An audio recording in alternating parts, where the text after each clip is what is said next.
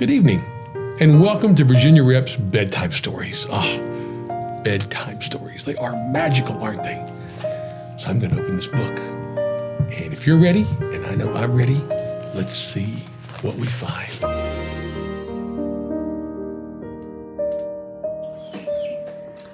This is the story of Little Red Riding Hood.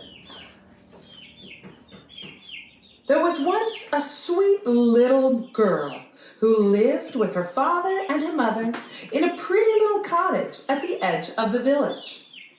At the further end of the wood, there was another pretty cottage, and in it lived her grandmother. Everybody loved this little girl. Her grandmother perhaps loved her the most. She gave her a great many pretty things.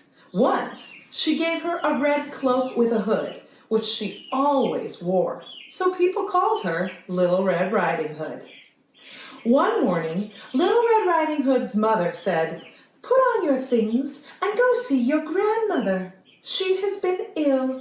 Take along this basket for her. I have put in eggs, butter, cake, and other yummy things."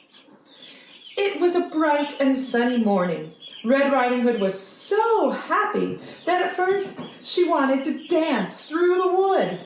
All around her grew pretty wildflowers, which she loved so well, and so she stopped to pick a bunch for her grandmother.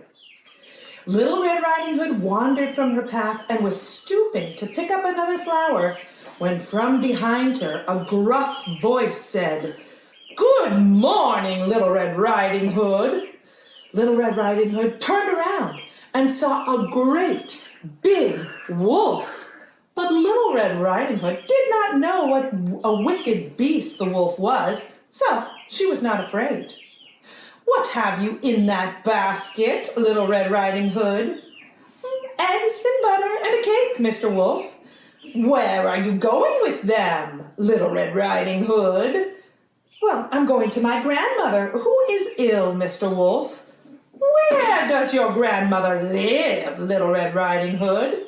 "Along that path, past the wild rose bushes, then through the gate at the end of the wood, Mr. Wolf." Then Mr. Wolf again said, "Good morning," and set off, and Little Red Riding Hood again went in search for more wild flowers. Then, at last, the wolf reached the porch, covered with flowers, and knocked on the door of the cottage. "Who is there?" called the grandmother. "Little Red Riding Hood," said the wicked wolf. "Press the latch, open the door, and walk in," said the grandmother. The wolf pressed the latch and walked in where the grandmother lay in bed. He made one jump at her, but she jumped out of bed quickly and locked herself in a closet. Then the wolf put on the cap which she had dropped and crept under the blanket. In a short while, Little Red Riding Hood knocked on the door and walked in saying, "Good morning, grandmother. I have brought you eggs, butter, and cake, and here is a bunch of flowers I gathered for you in the woods." As she came near, she said, "What big ears you have, grandmother. All the better to hear you with, my dear." "What big eyes you have, grandmother." "All the better to see you with, my dear." "But grandmother, what a big nose you have." "All the better to smell you with, my dear." "But grandmother, what a big mouth you have." "All the better to eat you up with, my dear." And he sprang at Little Red Riding Hood.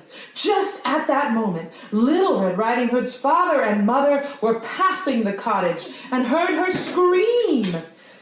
They rushed in with their axe and scared the wolf away. Everyone was happy, and Little Red Riding Hood had escaped the wolf. Then Little Red Riding Hood's father, mother, and grandmother sat down and enjoyed some cake and lived happily ever after. The end.